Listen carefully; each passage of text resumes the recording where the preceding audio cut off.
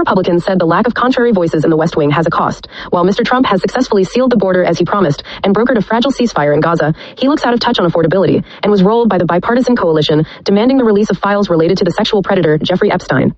You live in a bubble if that's the situation, and sometimes you get blindsided by reality, said Representative Don Bacon of Nebraska, one of the few incumbent Republicans who has been critical at times. I don't know that he's hearing that kind of feedback. His first administration, he had people who would say, Mr. President, I know what you're saying. This is what I'm thinking. By contrast, Mr. Bacon said, this time you've got pretty much yes men. Imperial or imperiled.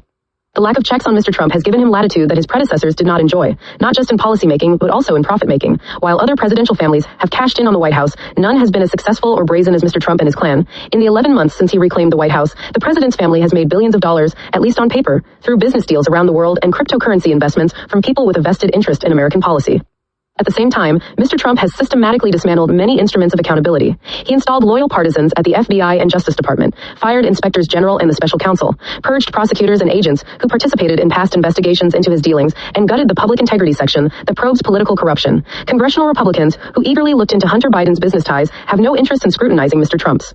The question is how much of this change will be sustained. Is the presidency rewired for the long run, or will it cycle back down the road? As the year ends, there have been signs of resistance to unchecked power. A judge threw out the Trump administration's indictments against two of the president's adversaries, Letitia James and James B. Comey, and two grand juries refused to re-indict Ms. James. In addition to legislating release of the Epstein files, Congress passed a measure slashing Defense Secretary Pete Hegseth's travel budget by 25% if he does not turn over video of a second strike on a boat of supposed drug traffickers. If Democrats win the midterm elections next year, they will surely use their newfound power to push back further against Mr. Trump. Some, like Mr. Flake, predict that even some Republicans will begin to speak out after filing deadlines for possible primary challengers have passed. And legal analysts expect the Supreme Court to clip Mr. Trump's wings on tariffs and possibly on birthright citizenship.